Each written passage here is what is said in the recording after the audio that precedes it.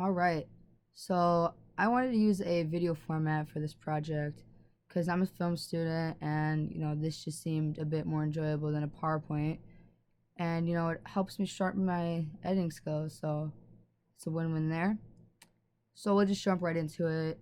Here's my object.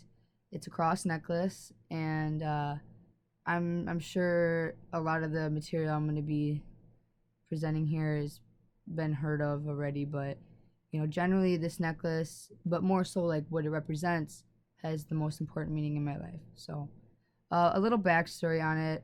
I received this necklace for my Holy Communion when I was 12. Yeah, there's me. And back then, I wasn't very religious per se. It was just more sort of tradition that all the kids, got their communion, did like Sunday school. But I really didn't start having a deep relationship with God till I had went to jail when I was 17, and ever since I've been wearing this cross around my neck. I actually feel naked without it. So I should add though, I've always had a relationship with God throughout my childhood, but going to jail brought me to this point in my relationship where I didn't just believe in him, but I wanted to serve him.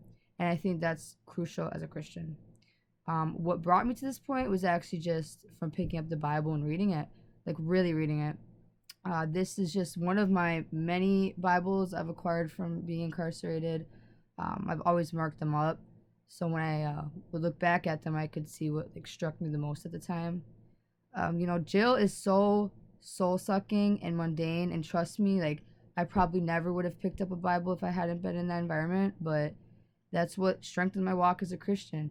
The Bible's filled with stories from the Old Testament, with the birth of creation, to like the days of Jesus in the New Testament, and many, many, many, many more. Explaining religion to someone who doesn't believe is one of the hardest things to do.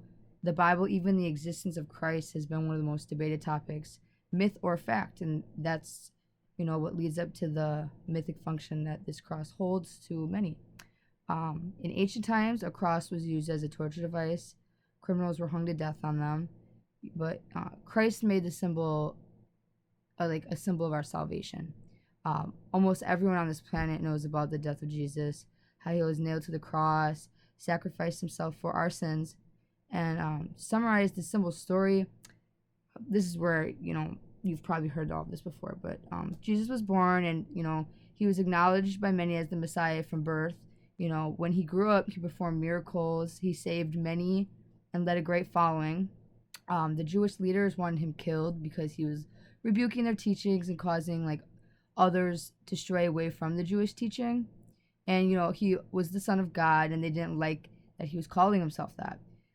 The Romans were in the power at this time, and they only agreed to kill him because he was causing such chaos amongst the Jews. And Jesus knew what his fate was, and he was willing to sacrifice himself for our sins. And because of his sacrifice, those who believed in him were saved, meaning we'll go to heaven, and not only that, but you'll live in his kingdom here on earth. This concept can be interpreted as myth to many simply because of, the lack of tangible evidence. Like I said, it's very difficult to make someone believe in these things of the Bible if they don't already believe. I never had that problem. I even still don't fully understand, why some have this like spiritual understanding and some don't. But putting myself in the shoes of an unbeliever, there are no skeletal remains of Jesus. What we know of the Bible has been written by man, and I truly believe it's the latter that leads so many in believing that it is all myth. All legends and myths have been told or written by man. So, why do some stories or religions become factual to some? There's only one. There's the one conclusion on myths that where there is moral or ethical value in it, they hold a greater sacredness to them, and become more factual than mythical. There's no doubt that the teaching of Jesus and what he stands for is nothing but morals and ethics. That's the foundation of Christianity, to be Christ-like, to be kind to others, generous, the list goes on and on.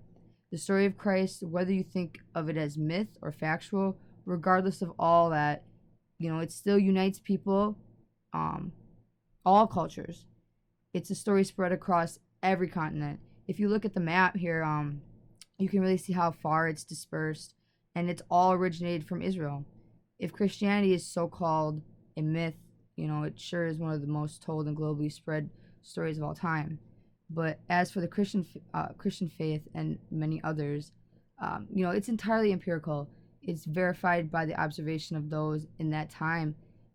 Those that were witness to these miracles wrote them down on whatever they had. Most of the New Testament is actually proven to be preserved.